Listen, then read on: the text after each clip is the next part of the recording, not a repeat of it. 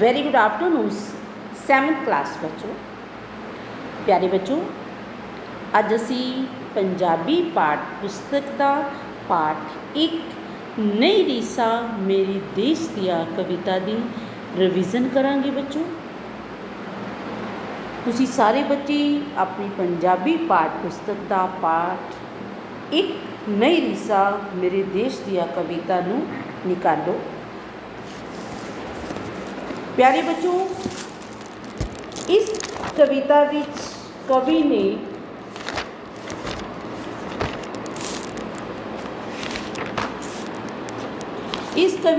बच्चों कवि गुरदयाल सिंह रोशन ने भारत देश के मौसम, रुत्तां, दरियावां, समुद्रां, अंबर, पर्वत, जंगलों की सिफत की है। ये चंद्रमा तक पहुँच चुके हैं। जोड़ा भारत देश है इसने इतनी तरक्की कर ली है कि ये चंद्रमा तक पहुँच चुका है। इस कोलों दुनिया ने बहुत कुछ सीखा है। हुण बच्चों असी कविता नूं पढ़ते हुए पहले असी पहला पैरा पढ़ांगे। सोने मौसम सुहावनियां रुतां इस दियां नई रीसा मेरे देश दियां। इस विच कलकल करदे दरिया वहंदे ने, इस दे सागर अंबर नूं कुछ कहंदे ने। प्यार करन इसनूं पूंजा परदेस दियां, नई रीसा मेरे देश दियां। बच्चों, इस कविता के कवि का की नाम है? गुरदयाल सिंह रोशन। साडा पहला प्रश्न ही ये है कि इस कविता के कवि का की नाम है? गुरदयाल सिंह रोशन। कवि किहड़े देश की गल कर रहा है? इस कविता विच बच्चों कवि किहड़े देश की गल कर रहा है? भारत देश की। किहड़े देश की गल कर रहा है बच्चों? भारत देश की गल कर रहा है। इस विच बच्चों कल करदे की वहंदे ने? इस विच कल करदे हुए की वहंदे ने बच्चों? दरिया। की वहंदे ने? दरिया। की कहंदे ने? दरिया। अंबर शब्द का की अर्थ हुंदा है? आकाश। की अर्थ हुंदा है? आकाश। प्यार करन इसनूं पूंजा परदेस दिया। भारत देश नूं कौन प्यार करता है? पूंजा परदेश दियां। दूसरे देश के पंछी भी भारत देश नूं प्यार करते हैं। अगला पैरा है बच्चों दूजा पैरा। इसते पर्वत महक वंडन प्यार दियां, इसते खेतां नूं नहरां शिंगार दियां। जंगल गाउंदे गीत ने धरती इस दियां, नई रीसा मेरी देश दियां। इस कविता के कवि गुरदयाल सिंह रोशन आखते हैं कि इसकी पर्वतां ते अनेक प्रकार दीयां जड़ियां बूटियां उगिया हुई हैं, जिन्हां दी महक प्यार दे नाल चारों तरफ फैल जाती है। इसके खेतां नूं नहरां शिंगारदी है ते खेतां नूं नहरां दे नाल सिंचाई करके खेतां विच हरी भरी फसल नाल जिहड़े खेत हैं वो शिंगार जाते हैं, वो सज जाते हैं। जंगल गाउंदे गीत ने धरती इस दिया। भारत देश के जंगल भी गीत गाउंदे हैं, नई रीसा मेरे देश दिया।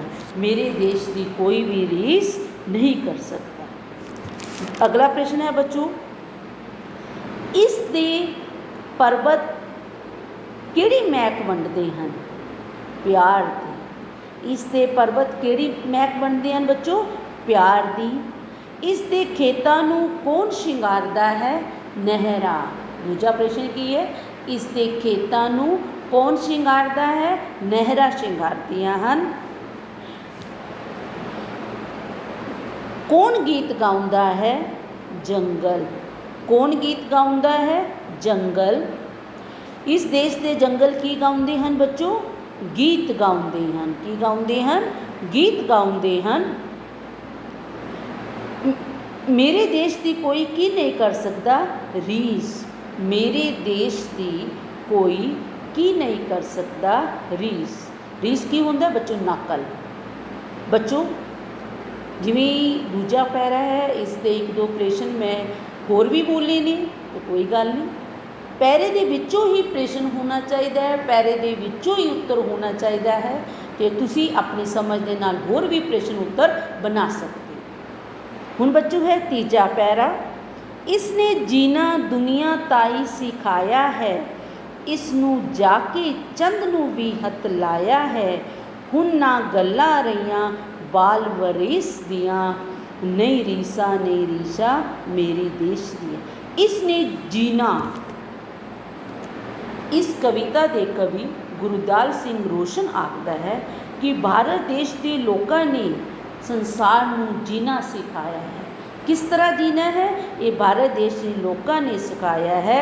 कि भारत देश ने यानी तक तरक्की कर ली है कि हुण वो चंद्रमा तक भी पहुँच चुका है।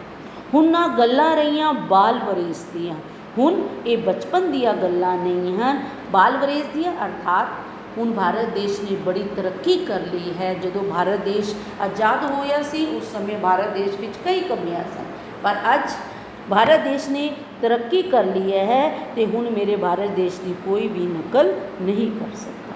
पहला प्रश्न है बच्चों,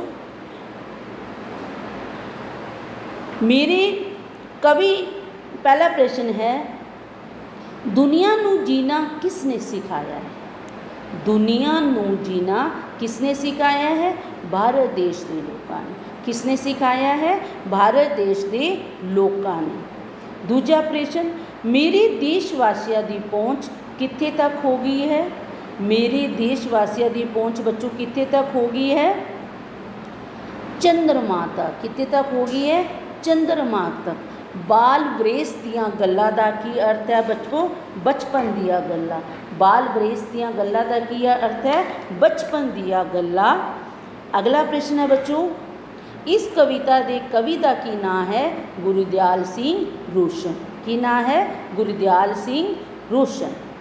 हुण बच्चों असीं चौथा पैरा करांगे, लख वारी इस तो वारी जावां मैं, इस अगे लख वारी शीश झुकावां मैं। इस कविता के कवि गुरदियाल सिंह रोशन भारत देश की वडियाई करते हुए आखते हैं, लख वारी कि मैं लख वारी अपने देश तो वारी जावां, इस अगे लख वारी शीश झुकावां, तो मैं अपने देश नू लख वारी सिर झुकाउंदी हाँ। दुनिया गल्लां करदी इसके वेश दियां। वेश की हुंदा, पहनावा।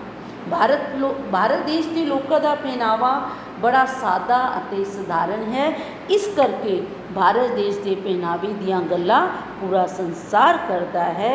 नहीं रीसा मेरे देश दी, मेरे देश की कोई भी नकल नहीं कर सकता। बच्चों पहला प्रश्न है, कवि अपने देश नू की झुकाउंदा है। की झुकाउंदा है बच्चों, शीश झुकाउंदा है, सिर झुकाउंदा है। कवि अपने देश नू की झुकाउंदा है, शीश झुकाउंदा है। दुनिया मेरे देश की केड़ी चीज़ की सिफत करती है। दुनिया मेरे देश की केड़ी चीज़ की सिफत करती है, पहनावे दी, वेश दी, पहनावे दी।